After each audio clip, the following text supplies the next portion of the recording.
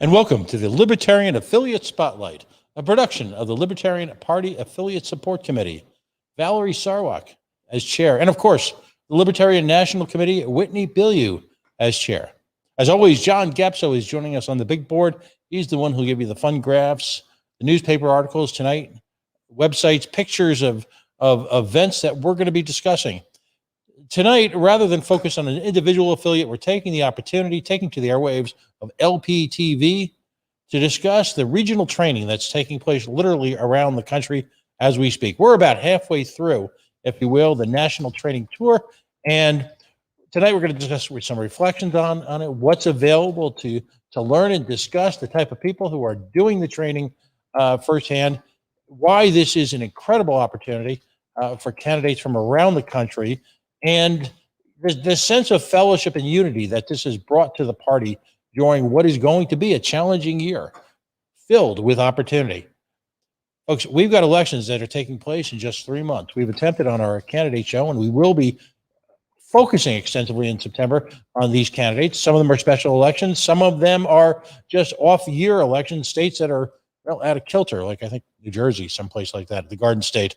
But as importantly, this sets the stage, it sets the tone, it sets the direction for what's often referred to as the midterm elections in 2022. But in those midterm elections is opportunities around the country, from city council to mayoralties to governor's races, state and local, regional assemblies, general assemblies, state and local senates. Offices abound, if you will, the fruited plain, as they say. We've focused extensively this year on the Moulton Maneuver. We've got countless folks running for auditor positions across the Commonwealth of Pennsylvania. The training that's taking place will give folks additional firepower, focus, information. It's a wonderful opportunity. The party has invested significantly in this. The people doing the training have invested significantly in this. So I want to make aware for the libertarian public around the country what training is coming up, and just really kind of put a spotlight on a little bit of perspective. Joining us tonight from around the libertarian universe is Dan Krause. He, of course, is the chair of the New Jersey Libertarian Party, and everyone knows Kara Schultz. She is the training just extraordinaire, if you will, of the Libertarian Party. Folks, welcome. Thanks for joining me tonight. Kara, I've got to ask you, have you actually been to every state in the nation at this point to meet libertarians? It's starting to feel like that. Now, you've got a couple of cultural challenges that you present to each host. I know Jess Mears is actually, via the Washington Post, is a renowned fan of Chick-fil-A. You, on the other hand, embrace the all-American delicacy, aka the hot dog. Yeah. Tell me about your hot dog experiences. What's leading so far? So the Chicago dog is in the lead. Whew. It's still in the lead. The smackdown. Yeah. And I didn't expect that, because when I got a Chicago hot dog and I looked at it, pretty much every item that's on it, I don't like and think is disgusting. But together, it was amazing. Like, it was amazing to the point that I even bought that like neon green nuclear green relish crap and bought sport peppers and had them sent so that I could recreate it at home. There's a libertarian analogy in there somewhere. Well, there's got to be. Leave it at that. Yeah. So and I've had hot dogs so South Dakota was so far the worst. Really? What about South Dakota? Detroit though was close. I'm sorry, Detroit. Your hot dogs also suck. I'm just throwing it out there. It's not good. They got bad city government and bad hot dogs. They're losing everywhere. Well, I mean, it's a chili dog. So Detroit is a type of chili dog, right? But the chili was absolutely flavorless, and it might as well have been Alpo on there. Like, it was not good. It was not good. Well, wait, where's that Minnesota kindness? Holy cow. There is no kindness when it comes to food. I'm serious about that. Okay. Boy, wow. And by the way, New Jersey, northern New Jersey, has something called an Italian style hot dog, and it's harder to find now as sort of New Jersey is becoming a melting pot. But a New Jersey hot dog is a half of a sort of a half a roll, and they fry not French fries but potatoes, onions, and peppers in with the hot dog right on the grill, and it is it is good and good for you. Well, So it's up there I with the had a fat sandwich you Chicago- can find in New Brunswick. And that Yeah, we does got sound something called a good. fat sandwich, Kara. You got to try that when you're here. Oh man. I would do that. Well, you have traversed country. How many locations have you gone to so far to do regional training? So we've done 4. We've done 4 out of the 8 regions so far. And we've done region 1, 2, 4, and 5. So those are now complete. And I just got back from region 4, which is California, because California is its own region. And so the training was in Long Beach, California. So we got done with that one. I just got back like about 11:30 midnight Sunday night. Excellent. So. Excellent. And what regions have you come in what order are they coming up in? Okay, so the next training that we're having is Des Moines. And so that will be region 6. And so that is September 18th and 19th. And then we have region 7, which will be Shreveport, Louisiana. That's September 25th and 26th. And region 3 is October 16th and 17th. And then we have region 8, of course, and that's going to be in Atlantic City. So we have a pretty good lineup that's still to come. And I see you're scrolling the dates at the bottom, which is great. The regions that we've already done the training, those pins get removed from the map because we don't want people irritated when they go to try to find a training near them and they're like, no, you can't go. When they show up and there's no one there. Right. Okay.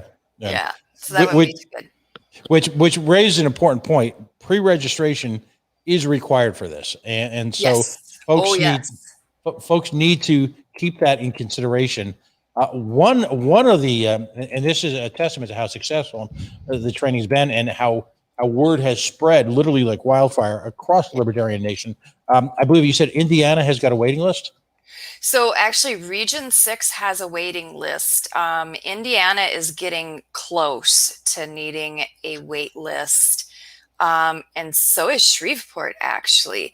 And I think the only reason why Atlantic City doesn't yet have a wait list is because we just announced the location and reopened registration for that one.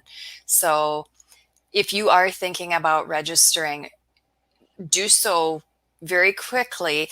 And if you do get on a wait list, that's okay, because sometimes people, as it gets closer, they realize they have a conflict or that type of thing, and they just can't attend. And then if you're number 1 or number 2 on that wait list, you can sneak in. Excellent. And attendance is not limited to people in that region, correct? Oh, no. And we have people that attend from out of the region. It's just whichever one is more convenient for you. It's hosted by the region and particularly by a state within that region. But you can attend any one of them. And, we do have people that attend from different areas. Like, we just had California. Well, there were people from other states that were there. The other really neat thing that we've seen, which I find particularly exciting, is so we have 2 education tracks, and you can get certified in one of them because you have to go for the whole weekend in that track to be certified. And you have to choose before you go, right, Kara? Yes, you do. Because we want to make sure we have enough materials and enough space to host people for that training track. So you can either attend campaigns, and that's to train people to be campaign staff. Or the other one is affiliate leadership, whether that is national, state, or county level leadership. And you don't need to already be a leader. You can be someone who is considering taking a leadership position. And what's really exciting is, so in these first trainings, we had people take one education track. They found it valuable enough that they flew out to another region's training to do the other track. Wow. That's really beautiful. That's really wonderful. And it's exciting. As a leader of a state affiliate, I'm so thrilled that this training is happening, because one of the things that has been lacking and we've been struggling with is making sure that the people on the ground have knowledge that they can just spread and get that best practice out there and do the good work on a regular basis. In terms of the process by which this was arrived at, this was something that had been in the works for a number of years. Kara, if you could speak to how, and folks, we're just a few months away from budgeting at the LNC for the next, if you will, fiscal year. And so this is why we need folks in the grassroots to support these efforts. Through your contributions and through your hard work and your volunteership. But in specifically in this case, there's a fair amount of money invested by the party in this, and financial support is critical going forward. But what was the process that you and folks on the professional staff at the Libertarian Party got this passed and got this through?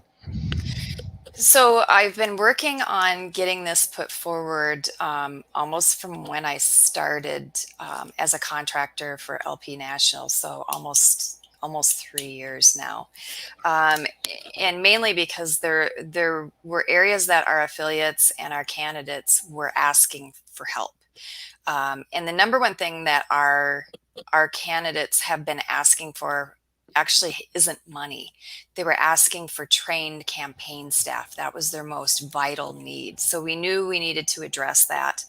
And then on the affiliate side, we also had people being put into leadership positions, and they weren't trained and they weren't clear about what they wanted to do. They wanted to support their affiliate. They wanted to help their members. They wanted to help candidates, and they weren't sure how to do that.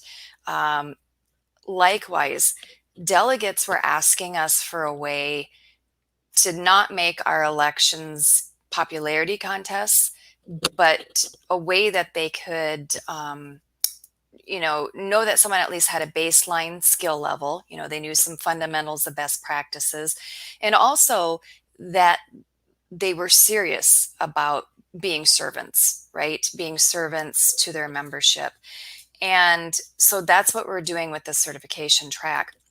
So we got the green light to do it, but we needed to come up with the funds for it because it was not in the budget.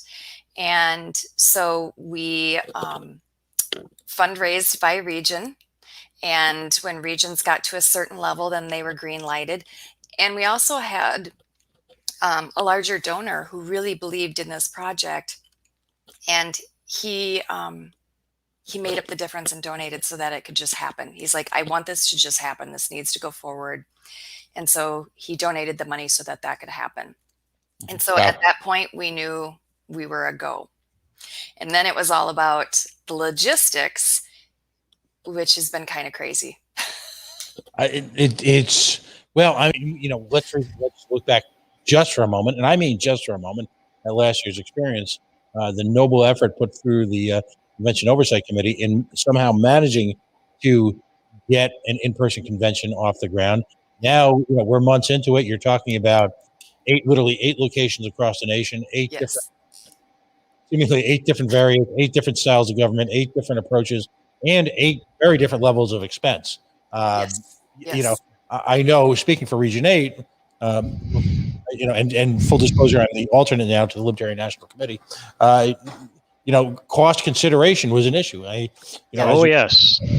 And Dan, maybe elaborate on that. As you got closer to the central part of the region, the costs exploded. We actually had a first aborted attempt earlier on in the late spring, early summer to hold the Region 8 training. Unfortunately, costs for a base level event was roughly $9,000 for the rooms. Yeah. And the costs have not improved at all, because now, as things are opening up, we're getting pent-up demand and people are buying out the rooms that are available.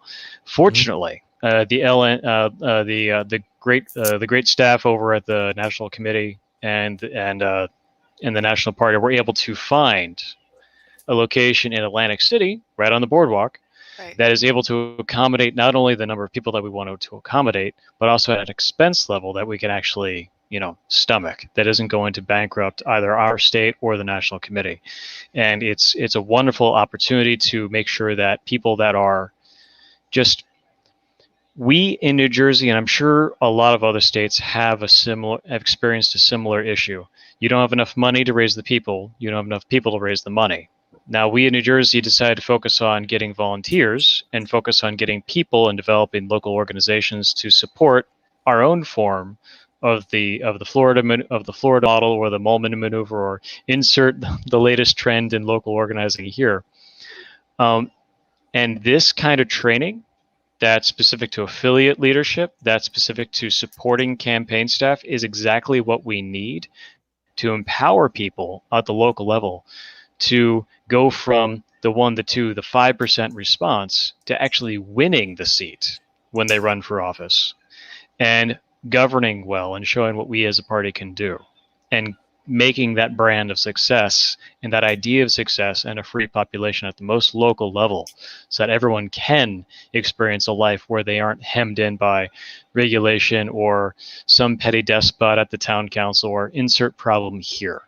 I mean, it really is a sea change in how the National Party is assisting affiliates. And if you are on the fence on to whether or not you want to go to this training, jump off the fence and join us, because that knowledge you're bringing with you, you can transmit to people that aren't able to attend. So please come join us.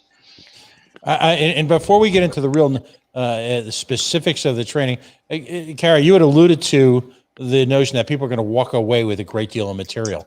And that's material, obviously, that can be easily replicated and put on file, if you will, so that it becomes part of the institutional memory of that individual affiliate, whether it be the statewide affiliate or local affiliates, or just a group of folks in a town like Burnsville, Minnesota, who have essentially taken over the city and are using that in a manner not unlike the what was it, Coming to America, the the McDowell's, the McDonald's manual. That can be done here as well. How much documentation are you sending people home with? What kind of material? So they do receive a binder that has extra information in it, and an area that they can write their notes down and that type of thing. In addition, all of the presentations that we're doing, they're in electronic form, and all of our attendees have access to that. And part of why we do that is, yes, so that they can look back on that and, be reminded of it, and they don't have to take a picture of every slide and all that kind of stuff. But the other reason is we're asking our attendees to take a leadership position, and when they go home, they are now the trainer. So they can take that information and they can do those presentations and get that information out into their affiliate or to, their campaign team or that type of thing. I'm a real big believer in making sure that we build our institutional knowledge and have it on a firm foundation, rather than everything just kind of going away constantly and we have our feet knocked out from us all the time. So that's something we're really focused on trying to get away from. And so these training sessions, both of them are fundamentals. So you can get fundamentals in campaigns, or you can get fundamentals in affiliate leadership. And it's meant to give the party a wider common base of knowledge and skill level. We're raising the floor up. Because every organization, whether it's a campaign or it's an affiliate, you go through boom and bust, right? And what we've had is a lot of spinning in place. And what we're looking at now is you'll do a boom and a little bust and a boom and a little bust and a boom, but your trajectory is going upwards instead of coming back down to that floor level again. Right. So in a sense, creating a legacy Yeah. amongst all the other components of a local affiliate that you can move forward as, the party's growing. We saw an influx of folks who had never been involved in the Big L since during the Joe Jorgensen campaign, and as it reflected a radically different subset, a mix of people, and a lot of these folks have stuck with us. So we gotta coach them up. That's pretty much what it comes down to. We do. That retention. Yeah. And when we were at, God, I think it was Region 5's training, almost half of the people that were at that training had been in the party for a year or less. Wow. That's beautiful. People, it's the passion of the converted. People come in and they want to know what to do next, and it's absolutely the critical moment for them to. Well, we see it all the time in New Jersey when we bring people in. They come in, they want to do something, and we have to find ways for them to be employed and do meaningful work, and to make meaningful change for themselves. Mm-hmm. Yeah, and people are looking for ways to contribute, and people want to do a really good job, whether they're in a campaign helping a candidate or they're in an affiliate. They do want to do better. They want to do a really good job. They want to serve membership, or they want to serve their candidate. But if we're not showing them how to do that and giving them the best practices, these people are not mind readers. No. So, we've got to help them out. And that is a really good use of LP National's resources, to do this, to give our affiliates and our campaigns the tools that they need to be successful. I mean, there's the obvious example of my own experience with the party. I came in 2016 from other unaffiliated Liberty groups, and spent the next several years making all sorts of insane, crazy mistakes that if I had something like the training the National Party is providing to the regions, I would have been able to leapfrog over those mistakes and just get to the good work of getting people elected or getting myself elected, instead of floundering about and just being unsure how to be effective. And so one of the classes that we teach for the affiliate leadership is planning and strategy. So as a leader, how do you do planning and strategy for your affiliate? And so we walk them through in a way that makes it way less daunting, how to do a 3-year plan for your affiliate, whether that's a county affiliate or a state affiliate. And that's the work that is not sexy, but without it, you can't go forward. There's too many other directions, and shiny, and then this happens, and this emergency happens, and then so it's helping them to get really focused on what is something that they really want to accomplish, and then how do we make that plan so that they can do it. So Michelle is one of our trainers, so she's with me, like she's doing every single one of them. The logistics is pretty crazy because we have 5 or 6 trainers that go out to each of these. Each region has had its own unique challenges. We don't have the same trainers that are each one, but because it's a first certification course, we have to make sure that core areas are covered that are the same, but there is a little bit of flexibility on some of the ancillary things. So it does get pretty interesting to pull this off and to make sure everything's set for the venue, all the trainers are good to go, the attendees know where they're supposed to be. And it's also, the coursework is pretty intense for the attendees. By the time they get done like Saturday evening. They're a little like, oh my God. And then they come back Sunday morning bright and early. And by the time they leave Sunday, they're happy, but they kind of look like they've been through a little bit of a war. Well, not for nothing. If you spend the entire day Saturday, downloading all this information into your brain, and you happen to be at the Region 8 training on October 9th and 10th, you can just walk outside to the boardwalk at Atlantic City and roll some bones and maybe make some money. Just saying. Exactly. Catch a show, enjoy yourself. Just joining us now is, in fact, the freshly minted, freshly elevated Region 8 LNC representative, Rich Bowen. Rich, thanks for joining us tonight. I know it's been a hectic day for you. Yeah, thank you, Pat. I appreciate it. I appreciate the invite, and I apologize that I am late, and also wanted to congratulate you. I think you mentioned it a little earlier, but everyone should know that I believe it was on August 2nd, Pat Ford was elected the LNC Region 8 alternate by the 8 state chairs in the Great Region, Region 8. So congratulations. I look forward to working with you. Thanks, buddy. I appreciate that. Now, Rich, Pat. I don't know why he did it to himself, honestly.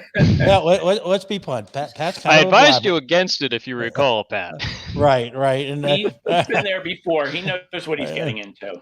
Yeah. Do they know what they're getting into with me? Anyway, but as something of a blabbermouth, now all of a sudden, Pat's got to put up. So it's hammer time. It's get to work time. Rich, you actually have a different subset of experience, if you will, than many. You are you've got a significant accounting background, a tremendous accounting background, and you have been involved both at the audit level of the state and national party. And also you've been intimately involved in things like campaign finance and the mechanics of the campaign, which is, until this training, I don't want to say it certainly wasn't undervalued, because anyone who's run a campaign knows how important those positions are. But I don't know if enough public light, if enough air, enough oxygen was given to just how important these positions are. Speak to your experience, having been involved at multiple levels and multiple campaigns in New Jersey.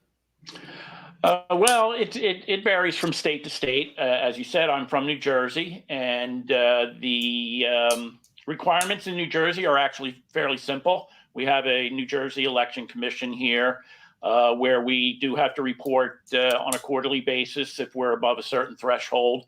But it's actually a fairly simple process, in that it's just disbursements and donations for the most part, a list with some details and certain thresholds. So it really depends from state to state as to how difficult or how easy it might be. There are some states out there, I know Ohio is one of them, that have some pretty tough reporting requirements. The campaigns have to report. They have to report individual donations at awkward times. So it just depends from state to state. And then obviously we have the FEC at the national level, which is can be done. Just as a note, if you're working with the FEC, everything now has to be electronic. You may want to go out and find some third-party software, some third-party vendors to help you out with that, as the FEC software, the generic software, is actually very difficult to use. So that's something to keep in mind. But yes, you're right. It's extremely important. And the other thing is, what I've always tried to do along with the reporting and the logistics is, I really believe that it goes hand in hand with fundraising and donations. So when I've been involved in campaigns, doing logistic bookkeeping, auditing, and accounting, I've also tried to be involved with the fundraising too. Excellent. So Kara, let's get into the weeds a little bit here. Sure. There's two tracks. Yes. And let's actually start with the campaign management side, because sure, we still have, we do the candidate show on every Friday, and I still have folks talking to me, well-meaning, who say offline things like, "Oh, I don't need a campaign manager. I'm going to do it." Or my favorite, "I really don't feel comfortable raising money. I don't think we need money." At which point, after I get up off the floor, we try to have a little in Jersey, we call it a sit down, right, guys? Down south, they call it a sit down, we'll chat, we'll have a little coffee, maybe slap you upside the head a little bit. Talk to us about some of the specifics of what you're going to be diving into from the campaign management side. Yeah, absolutely. So one of the first things that we go through with people who want to either manage campaigns or be campaign staff is how to evaluate the race to see if that race could be competitive for a libertarian to run. And so we do go through some pretty defined number scenarios of how to calculate how many, what's the expected voter turnout, how many votes are needed to win, what's the persuadable universe size, and is it statistically possible to have a large enough persuadable universe to equal the number of votes needed to win, how much money needs to be raised, that type of thing. So we go through, and then they go through, how do you evaluate the candidate? Is this the right candidate for that race? What are the strengths and weaknesses of that candidate? What's the political environment that the race is going to be run in, and how much of that favors your candidate and how much of that is, something that's going to be a serious challenge. And I'm asking campaign staff to, before they automatically say yes to candidates that they're going to assist them, to take a step back and do this analysis, which is going to take them probably a day or two before they decide, so that when they're making a decision, they're doing so with their eyes open and understanding what the situation is, and that they can also talk with the candidate about what the situation is and what it looks like and how good the chances are. And so they're going to learn how to do that before they even agree to start. By the end of the 2 days, we go through and we cap all of the classes off with how to write a campaign plan. And the fun part is every class that we've gone through, almost in order, is the order that they would write their campaign plan in. So, I mean, we really walk them through. And I see that people have questions, and one of them says, yeah, in small town elections, it's hard to convince people that there's more than 2 choices. So our classes do address the unique challenges that libertarians face. This is not generic campaign training. This is very specific to our candidates and the challenges that they face. And so we get into some of the nerdy stuff, which talks about, are they making, are voters making habit-based decisions, which is, towards the back, or how do you get someone then to shove a decision-making process into the frontal cortex, so that it's now a value-based decision? And what are the triggers to do that? And what what increases that chance? And how do you increase voter confidence? And, so, I mean, we do get into, the stuff that I like and find is really exciting. Others might think it's a little nerdy, but it is extremely important. And we also want to shift our campaign staff's mindset, because unlike the Republicans, Democrats, we can't squander any resources, not our money, not our time. And so we do need to do things a little differently to wring every bit of effectiveness out of everything that we're doing. Republicans and Democrats, a lot of what they do in campaigns is utterly useless, and they're throwing away resources. But they can and still win. We can't. So, we're going to walk you through that. What you're talking about, just at first blush, represents a remarkable evolution from the approach to candidate recruitment that had been, if you will, the mantra of the Libertarian Party just even a few years ago. In a very real sense, are you challenging people to make a truly informed decision, not an emotional decision, but an informed decision as to whether to even run or not?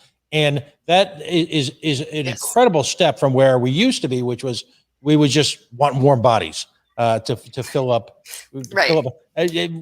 What's the thought process? I mean, I support it and I embrace it. It's fantastic. But what was the thought process? How did you get there?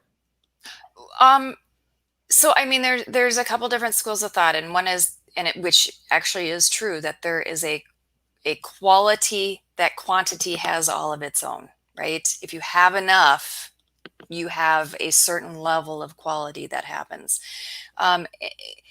You know, and this is a more nuanced look at candidate recruitment and support. And what it is we're just asking candidates to know why they're running.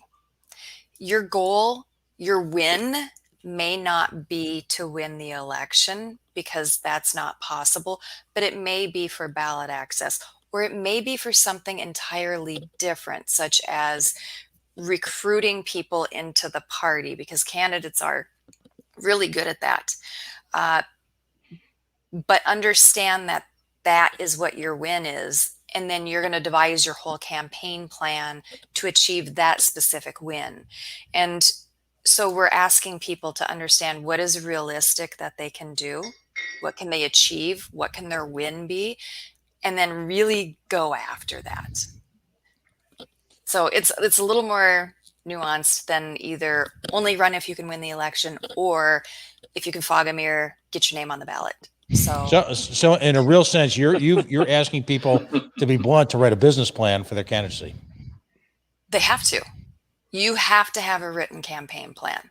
It's, at this point, it's unacceptable if you don't. If I can step in here and completely agree with Kara, the most frequent answer I want to give to someone that wants to run for a position of elected office in New Jersey is not that one. Try something lower, because people will come out and want to run for Senate. They'll want to run for Congress. They'll want to run for governor. They'll want to run for these high positions, and they have zero political experience. Honestly, most of the time, people are best suited and have best experience with things that are at the most local level. And if you can take time to sit down, write out your plan, understand what your constituents' needs are, who they are, what they need from the people that are running for office, you're going to have a far better effect and far better, higher chance of getting elected, especially if you take the time in the off season to build the inevitability of your run and build the visibility of your running for office before you're even a candidate. People that joke that we never stop running for president in this country.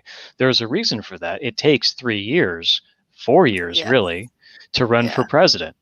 If you want to run for governor, if you want to run for Congress, if you want to run for dog catcher, give yourself time, because no amount of money in the world will buy you more time. Yeah, I mean, that's the things that campaigns are always looking for, which is time, money, and people. You know, it's like any project, you know, and you know, so if a candidate has as what they consider a win, that they are in a televised debate, which absolutely that can be their entire campaign win, because they're able to articulate to an audience, a wide audience, libertarian solutions, which that audience, that may be the first time they're ever hearing those types of solutions. That's an acceptable win. But what I'm going to say is make a campaign plan with everything going towards that goal. And that campaign plan is going to look very different than someone else's campaign who is looking for an electoral success. And that's fine. But we do need to be a little more serious and a little more professional, you know, about our runs. Have you found anyone as a result, or has it been perhaps even anecdotally told you, someone who's actually been confronted with that process and has decided not to run? There have been people that have decided to go to the next election cycle because they do want to do a really good job. And so they do decide to go to another election cycle so that they can have the time that they need to fundraise and get their plan together and get their people in place. That's not a negative. That's No. It's a good move. It is. In most cases. Yeah. When people The do extra that time. and they're serious, I want to high five them. Yeah. I mean, if you can take 3 years of fundraising for a campaign instead of 3 months of fundraising for a campaign, and getting your name out there and building the brand and spreading the word of what the policies you put in place are, that's a huge multiplier. And these trainings that Kara is running is exactly where you can learn how to put those ideas on paper and actually put them off the page and into action so you can win the race you're going for. Yeah.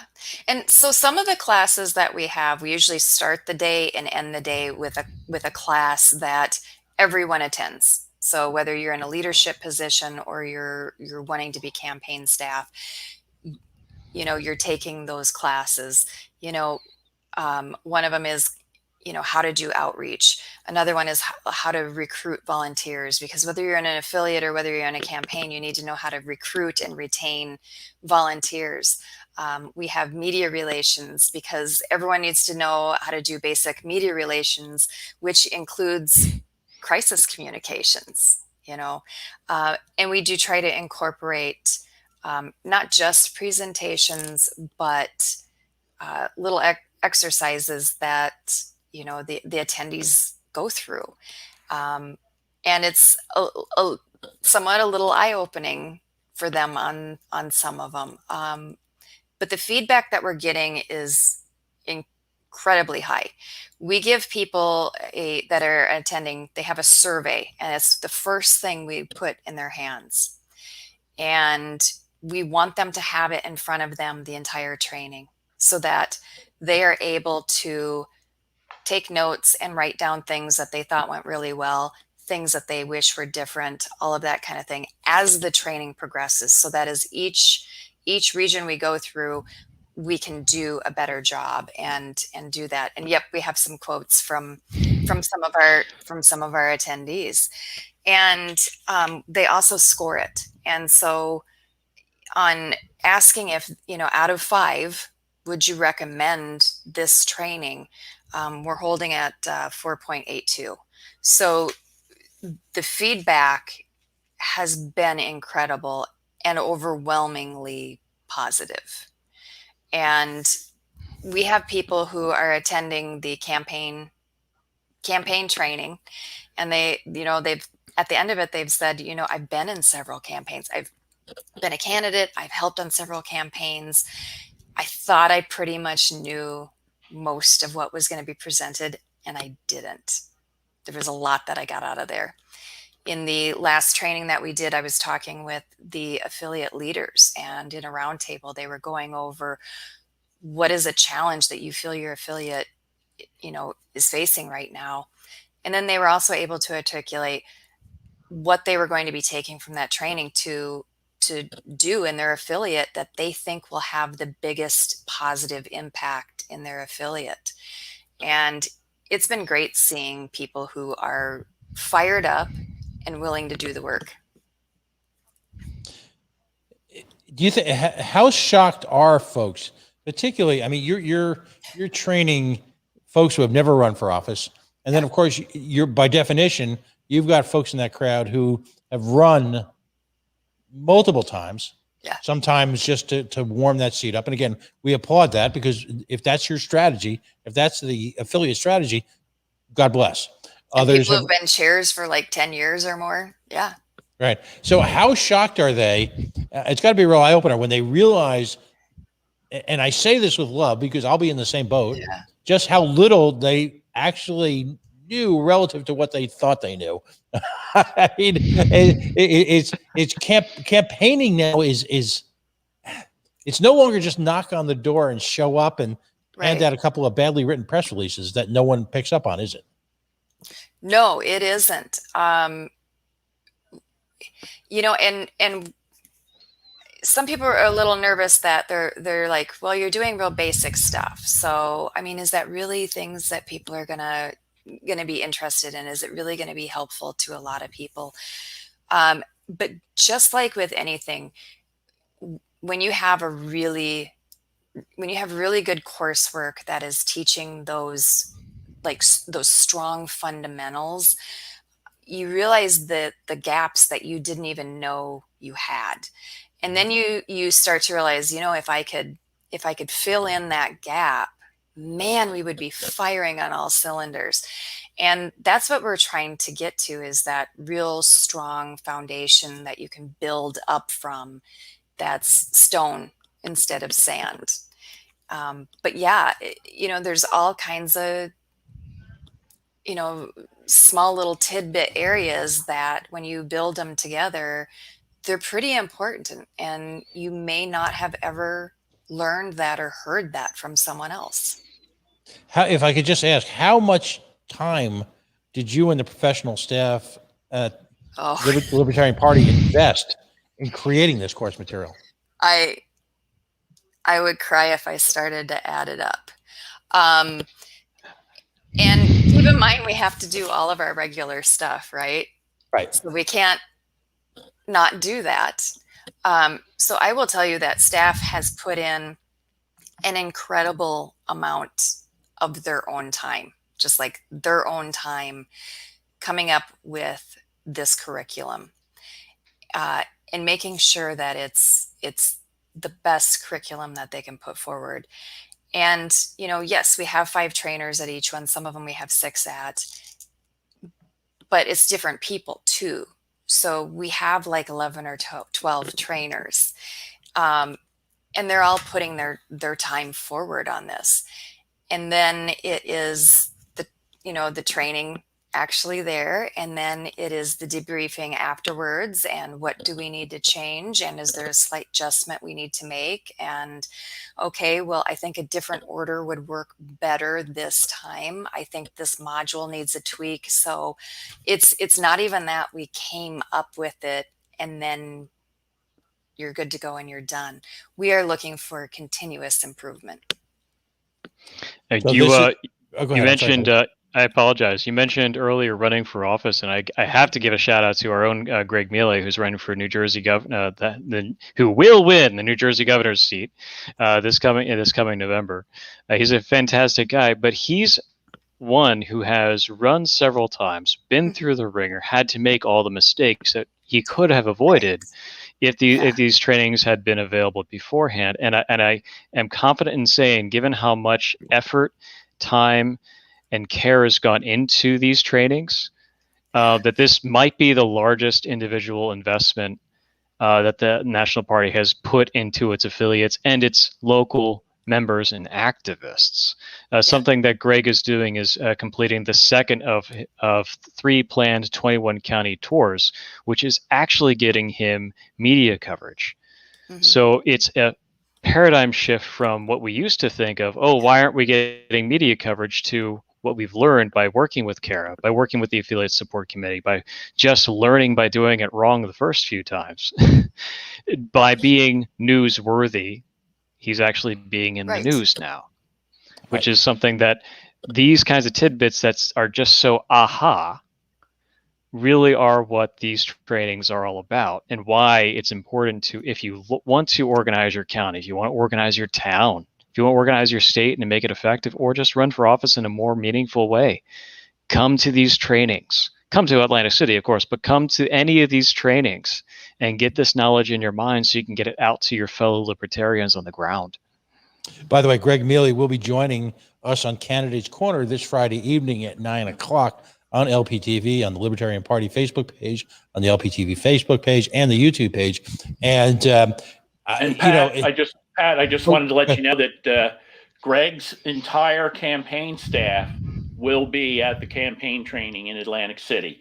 He was a big proponent of it, and it's actually one of the reasons we tried to get it scheduled early, so that he had more time for his campaign. Greg has run a few times at the local level. He's graduated up to the governor's race, and I expect he's not finished there. Not by a long shot. So his entire campaign staff was very, very excited about getting this training specifically for this election, but also for future elections. And it's one of the reasons that we talked about having it in New Jersey, because we have such a high profile race this year, which is unusual in an odd year. And I think it's going it's going to help Greg and his campaign staff well into the future. So we're looking forward to it. And he really is doing fantastic work out there. He is the most present campaigner I have experienced in my entire time in politics in New Jersey. Yeah. So if I could say one more thing about please. training in Atlantic City.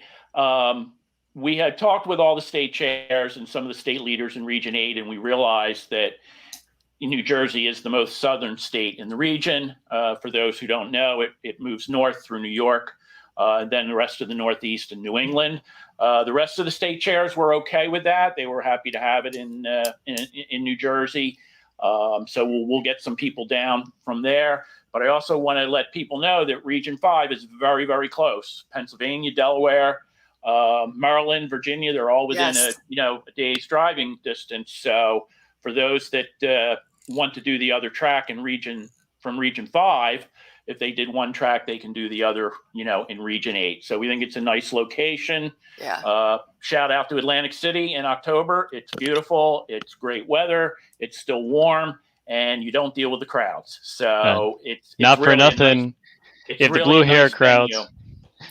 Sorry, Rich. I was about to say, not for nothing, if the blue hair crowd can get out there to gamble from Pennsylvania and further west, I think we all can get out there for a little bit of trading. Yep, absolutely. And I do know that Pennsylvania was just waiting for it to go live so they could sign up, because that was their plan. Like, they're like, yes, we're closer to that one. So PATCO line runs right from Philadelphia. Kara, do you have any statistics on these upcoming training? Do you know what the maximum number is and what percentages we're at this point? So looking at Des Moines is on a wait list right now. Shreveport, Louisiana, we have a couple spots left, and then they go on a wait list. Region 3, I think we have like maybe 20 slots left out of 95. And then Region 8 has just opened back up a little bit ago, and we're working with the venue to raise the cap, because we already know we're going to hit on that cap very hard extremely quickly. So so I mean, seriously, if you're thinking about registering it just needs to happen, right? Or it's not going to happen. Now, you should be clicking on the link to register right now. Honestly, just switch over from us, make a new tab, click on the link. You can listen to us while you register. Just do it. Let yourself go. Kara, we spoke a lot about the if you will, the campaign administrative, the campaign management track. Let's in some of the time we have left, let's talk about just some of the specifics in terms of the campaign, if you will, the candidates track, and some of the things that you're going to cover in depth. And you everyone spoke to media. Listen, we've got a wonderful story as a national party. And it also helps that, as I like to say, we're right. And we were proven right again this weekend, sadly, tragically. But as we become more publicly right, folks have an opportunity now to jump in and gain this type of leadership experience. But, as we all know, messaging is a very delicate task. It is. How much time will be spent in terms of dealing with the media, particularly developing earned media and messaging? Sure. So we have a couple different communications classes, and we have on the campaign side and also on the affiliate leadership side, we do have a class just on communications, generally, like how you develop your communications plan, what goes into that, how to not be shoved into being a single issue candidate, having a consistent voice, that type of thing. And those classes are separate because you do a plan differently for a campaign than you would for an affiliate. And then the class that is together for everyone on communications is media relations. And that is about how do you make that plan? How do you work with and manage the press? How do you deal with being interviewed? What is crisis communications? How do you protect your brand? So that's what we're looking at for communications. But, just looking at some of the other classes, everyone goes through management and leadership, because whether you're managing a campaign or you're managing an affiliate, that's something you all need to do, how to use benchmarking, how to create a positive team environment. And then we go into, we branch off, and you either go into like campaign basics. What is the basic structure in an organization, and how do you evaluate a race and a candidate? Or you go into state affiliate basics. What's the structure of that? What's the roles and responsibility? How do you build a strong affiliate? And then we go into some fundraising classes. Whether you're in campaigns, you would take one fundraising class, or you're in an affiliate, you would take another one. Planning and strategy for both of them. And then there's, volunteer recruitment, outreach. And then there's also classes so for your affiliates, a class on what is an executive director? Why would you have an executive director? What can an executive director do for you? We also have a class training on how to utilize the CRM. We have a class on increasing membership. How do you increase your membership? How do you increase your fundraising? All of those types of classes. In the region that we just did, we had Kevin Gowan from Pennsylvania, and he was one of the trainers, and he was able to show exactly how Pennsylvania built up in under 2 years to now they have 90,000 a year coming in gross revenue. And they have over 1,000 members. And they had I think it was 400 and some people at their last convention. And how they did that, because, we do have affiliates who are in this chicken and the egg thing. I don't have money, and we don't have people, and we need money and we need people, but we need the money and the people to get more money and people. And how do we do that? And he's able to walk you through how to do that in 3 months. Wow. 3 months, and you can replicate it. So critical. If there was, from my perspective, having met a lot of candidates, the comfort zone, the biggest challenge in getting a comfort zone, I should say, is clearly asking for money. People, even veteran salesmen who are used to selling a product and asking for the business, just it may be a cultural issue. We're just uncomfortable with asking for money. People, veteran candidates from the establishment, from the duopoly, often talk about their discomfort demon dialing all day. Yeah. Which by the way, the duopoly does. They'll put their candidates on a phone for hours at a time with the expectation, not a request, the expectation that they will raise a certain amount of money in a certain time. And their viability as a candidate is judged by that. And the national party's willingness to contribute and support that campaign is a direct function of their willingness to do the awkward, difficult job of asking for money. Even at the congressional level, your position on certain boards and committees is dictated by how much time you're dedicating to raising money and how much money you can actually raise. I mean, they are not messing around, these other evil zombie parties. And we need to make sure that we are A-OK with being the rational people and saying we need to spend money on flyers, we need to spend money on pizza for volunteers, we need to spend money. So we need to be okay with accepting it from people that want to give it to us. Mr. Bowen, Rich, if I could ask you a question, I'm going to put you on the spot a little bit, because I'm going to say this not knowing just how true it is. It is my understanding that in most jurisdictions, if you will, an expense going out for campaign training can be paid for by money raised by that individual's campaign? Yes, it can. It's a training expense. So it is a valid expense by by a campaign in, as far as I know, all 50 states and at the FEC level. Right. So, folks, if you're trying to raise the do-re-mi, or as we say in Rhode Island, the skadol, for the plane flight or the hotel nights, you can, as long as subject, obviously, to campaign contribution limits, you can hit up your friends, family, neighbors, co-workers, or random people on the street and say, hey, listen, I want to go to campaign training. Can you spot me $50? Do a fundraiser, do a money bomb, do anything. Get out to this training. Right, Rich? I mean, that is correct. People sometimes who aren't experienced in fundraising always tend to be afraid of the agencies out there.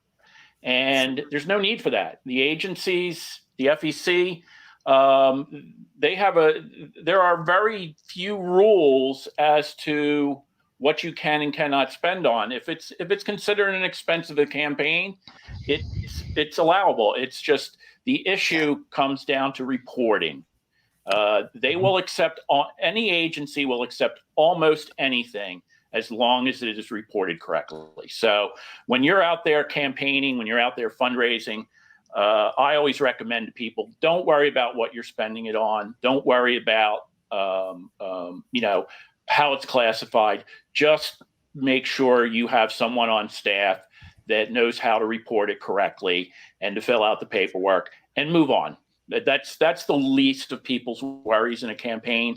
I always try to tell people, and I know it hangs over the head of a lot of candidates. It actually stops candidates from running because they're afraid of the paperwork. And we need to learn that is absolutely not the case. In fact, Rich, I'd go so far, and my perspective is somewhat limited. You've got a lot of experience in this space. I have found, and aren't most state election boards, if you're proactive and you're calling them to ask a question in anticipation of an action, they're usually really helpful. In fact, aren't they often overjoyed that you're actually asking? They are. And as a CPA, I will give you an example. They're in some ways, they're a lot like the IRS. Okay. The IRS, if you call the IRS, people will talk to you and help you. If you do not talk to the IRS, or if you avoid them, that's when they get the other team involved to come after you. So even something as bureaucratic as the IRS, if you are proactive and you reach out, you can get help. And New Jersey is very much like that. I have most of my experience with New Jersey and the FEC too. I've rarely have I run into, I've often run into problems with the IRS, obviously. I have yet to really run into any issues with any of the election agencies. I know in one case, for example, I think it was a New Jersey return. We had a couple of mistakes when I was treasurer of New Jersey. I called them. They said, well, you need to fix this. You'll need to fix that. I'm like, fine. What's the deadline for fixing it? Whenever you get around to it. So people don't need to be fearful of these election commissions. Not at all. And it is, again, it is no reason not to run. The word of advice I try to give to candidates is write down whatever you do, and then do a regular conversation with the people at the organization you're reporting to, so that you can report it, because they would rather not chase people down. You're running for an office. You're not exactly hiding in the shadows here, right? Right. So if you're gonna be spending money, if you're gonna be trying to convince people to vote for you, just take the little bit of time it takes to call someone at the office, say, hey, I'm doing this thing. How do I report it? Write it down, send the email or file electronically, and get it off of your chest. Don't make it a weight on your mind that will drag your campaign down. Send the info in. If there's a problem, they'll tell you about it. If there's no problem, they won't tell you about it. Move on and win the office. We've only got a couple of minutes left, and we usually do shameless self-promotion at this, which we will take the opportunity to do, but let's go around the room once, starting Rich and then Kara and then Dan. Just speak. We're going to aggressively replay this over the next couple of weeks, just because the three of you have been great in providing real information here to folks. Real meat and potato stuff, red meat stuff. Just give folks the elevator pitch. Why, if they're running for office or they want to be a part of a significant campaign, why they need to attend this? Dan, why don't you go first? So the perennial problem with any state affiliate is finding the bodies to do the work. And there's never, ever enough bodies to do the work. And there's always going to be more work, no matter how much we grow. If we want to have every county organized, if we want to have every town with an elected libertarian, we need knowledge in people's minds, and we need that knowledge in their minds to be communicated to the next generation and the next generation and the next generation. The only way that we can consistently have good electoral results is if we know what the heck we're doing and we can leapfrog over some of the earlier mistakes. And that right there is why you should be coming out and understanding how to organize a local affiliate group or a statewide affiliate group, so they can have the experience necessary to do it right the first time, respect your volunteers' time, and be as truly effective as possible when that perfect candidate comes along, so you can support them and build your affiliate around them and build your affiliate without them, so you can find the next person.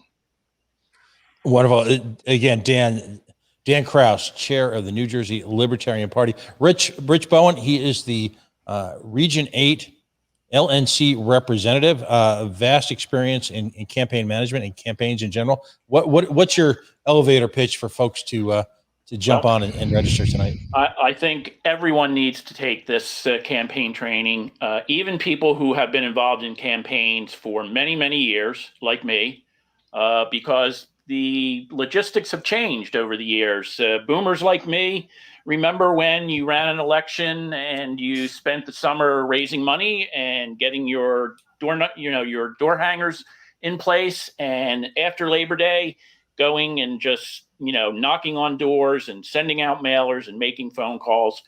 Well, the advent of early voting and with absentee voting at all-time highs, that doesn't work anymore. So some of the things you've learned in the past, you need to adjust to the times. So it is well worth it. The other issue is we need it. You'll need as a candidate, you'll need as many people as you can possibly get. So we need volunteers. We need them at every level. The one thing that happens in a campaign that I remember as a candidate most of all, and even as campaign manager, is there is no finish line. The finish line obviously is election day, but you're going to get to the day before the day of election day, and you under every circumstance are going to say, geez, I could have done more. I wish I had more time. I wish I had more people. Doesn't matter how many you have. Doesn't matter. When you get to election day, it's open-ended. You've never finished the job. You will always be disappointed that you didn't do more, regardless of the results. So we need, campaigns need the help. We need the people. We need the resources, and we need the organization. So these training sessions, especially on the campaign side, will help to organize and redistribute the time, organize the time, because modern day elections are even worse of a time suck because of the early voting. So absolutely. You really need to learn how to manage that time. Amen to all of you. Kara, let's bring us home here with a little bit of shameless self-promotion. But first, I would be remiss, and I think our other co-hosts tonight would agree. Congratulations to you and to the professional staff for literally, and this is one of these things where it's y'all are sort of a multi-year overnight success, right?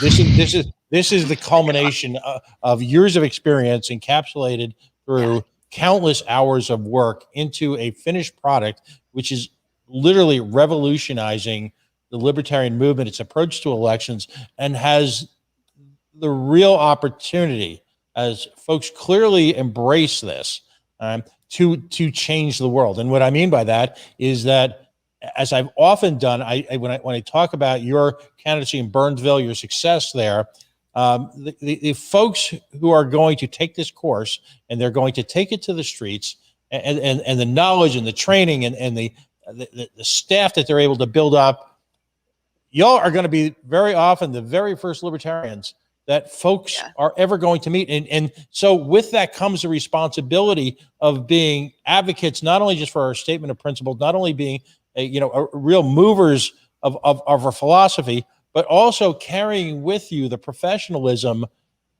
mixed with a hands-on approach to stewarding your community resources, because you're able to answer questions, because we're based on not just what it takes to get elected now, we're based on a real philosophy, and because, as like I say, we're right. But based on all of that, this work, it's come full circle, hasn't it? So congratulations to all of you. It's a profound change in the way that the libertarian movement works, acts, breathes, walks, talks, and it's just outstanding. So give us some shameless self-promotion, how people can reach out to you, how folks can get involved with this. Bring us home. Yeah, absolutely. I mean, the big thing is just to register, and if you have questions, let me know, and I'll get those questions answered. We're really excited to offer this training. All of our trainers are, each time, it's an amazing experience for the attendees, for the trainers. It's pretty incredible, and we learn from the attendees too, which is amazing and fun, and then we can bring that to the next one. And we